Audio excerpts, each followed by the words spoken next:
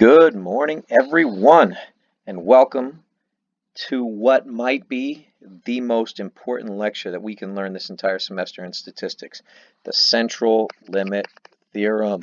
And why is this potentially one of the most important lectures you can learn all semester? Well, we're going to find out in the next few minutes. So let's build off of what we learned yesterday and in our, yesterday's lesson. Sampling. We take populations. Can't collect an entire population. Even a census we can't collect. It's nearly impossible. So what do statisticians do? They collect multiple samples from that population. So let's talk about two different scenarios of collecting samples from a population. The first is collecting samples from an infinite population or drawing from a finite population, but with replacement, drawing with replacement. Why are they the same? Well, an infinite population is, well, infinite, but even if I have a finite population, A, B, C, and I put those, letters in a hat, and I draw a letter out one at a time, but every time I draw a letter, I put it back in the hat. I can draw infinitely from that hat. That's why these two scenarios are the same. So let's talk about the population here on the left side. The mean of that population will be mu. The standard deviation of this population, sigma. The variance of this population, sigma squared. And the size of this population is, as indicated, infinite. But what do we do with this population? We take samples, many of them, and that's what I circled right here, samples of size little n. And I can take x bar sub 1, x bar sub 2, x bar sub 3, all the way down to x bar sub big N raised to the little n power. We learned during yesterday's lesson that there are n to the n power samples when sampling with replacement. This is my sampling distribution of means. I abbreviated SAMP dist. I know it's hard to see, but SAMP dist is sampling distribution. Okay, this is the part of the lecture where you might actually be angry with me because you're going to learn that you did not have to do all the work that you did for yesterday's homework. It could be shown that the mean of the sampling distribution is simply equal to the mean of the entire population. It could be shown that the standard error, aka the standard deviation of the sampling distribution, is equal to simply the standard deviation of the population divided by the square root of the sample size. Okay, so you made all of those lists of samples for last night's homework. I would like you to get that out right now. Pause the video and get yesterday's homework out or put it up on an alternate screen because we're about to do this confirmation right now. All right, go to number 1. The answer to 1C, the mean of the sampling distribution was 6. If you go to 1A, the mean of the population was also 6.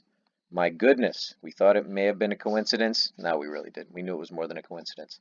That's true. Go to 1D. You got, or I got at least, the answer to the standard error to be 1.844. If I take the standard deviation, which was my answer to 1B, I got 2.61 as my standard deviation, and I divide it by the square root of my sample size. Now, it's not the number of samples. I'm not dividing by 25. I'm dividing by the sample size, which is 2. And if I take 2.61 divided by root 2, I get 1.844. I think it's actually 1.845 due to rounding, but you understand they're the same.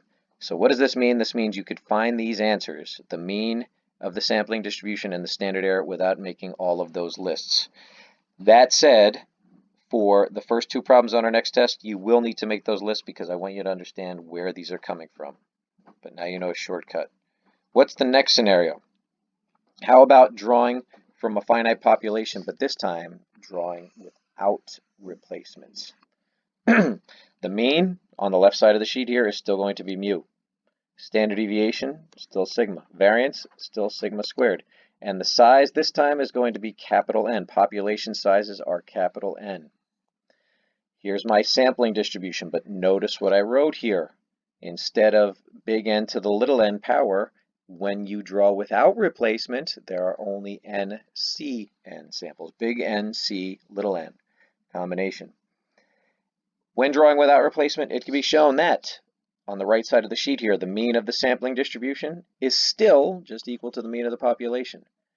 And the standard error is going to still be equal to the standard deviation of the population divided by the square root of the sample size. possibly times this extra square root piece. Big N minus little n divided by big N minus 1. I'm going to box this whole thing, but I'm going to put a little extra quotes around this extra square root piece. What is this extra square root piece? It has a name to it, and it is called, pardon me, it is called the finite correction factor. The finite correction factor is used, not all the time, or FCF. Finite correction factor is used not all the time. It is used, and I'm going to write it right here. I'll put a star, and it is used only when your sample size is greater than 5% of the population size.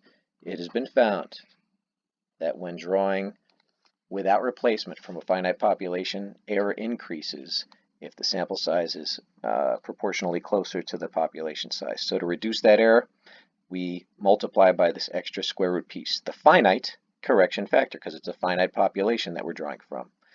Okay, so now let's confirm last night's homework with what we have here. 2A and 2C, the mean of the sampling distribution was 6. The mean of the population in 2A was also 6. Done. Confirmed. In order to find the standard error, let's run this test. For last night's homework, the population size was 5. The sample size that we drew was 2. The question is 2 greater than 5% of 5? And the answer is, for sure it is. It is absolutely greater than 5% of 5.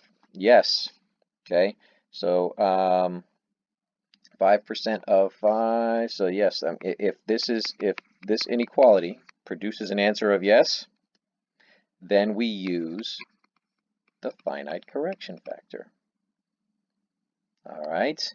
So to find the standard error, which last night for homework we got 1.597. 1.597 for our standard error.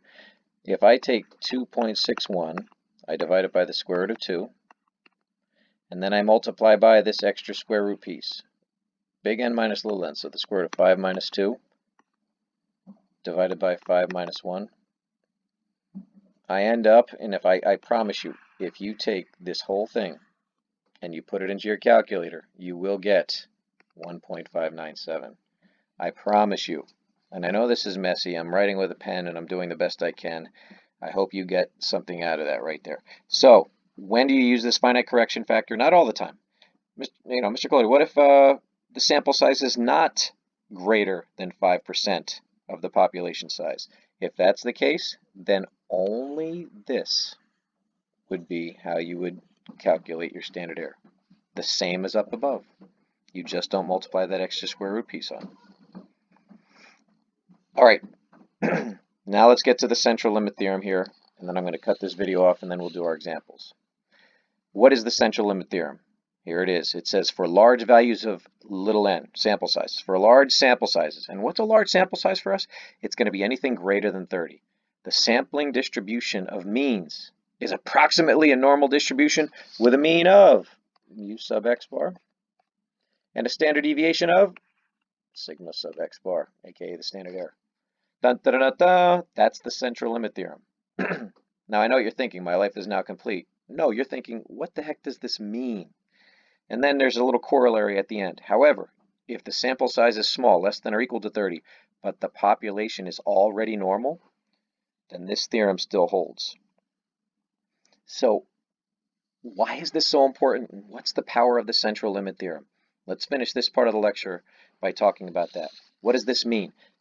This means that if I take any population, distributed any way, so I could take a population that is uniformly distributed. I could take a population that is distributed like this. All right, really wacky. Or I could take a population that happens to already be normally distributed. And then from that population, I take multiple samples. I take multiple samples, all greater than 30. And then I take those samples and I place them on a distribution. What will the distribution of those samples, those sample means, look like? Sample means. So the distribution of those sample means will look just like this. That's right, normally distributed. What is the power of the central limit theorem?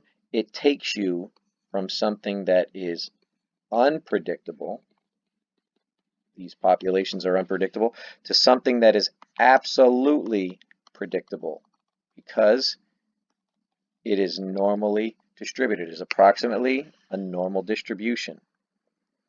That's the power of the central limit theorem. The whole point of statistics and this central limit theorem and sampling is to take things that are very unpredictable and make them predictable. By the way, what's up with this corollary right here? What if the population already looks normally distributed? Does it take a lot of work to make something that's already normal become normal? No. That's why you could take samples of less than 30. All right, last thing before I cut this off. Because it's a normal distribution, that means we can use z-scores. And the z-score that we're going to use is x bar minus mu sub x bar divided by sigma sub x bar. I'm going to cut the video off and we'll continue after this.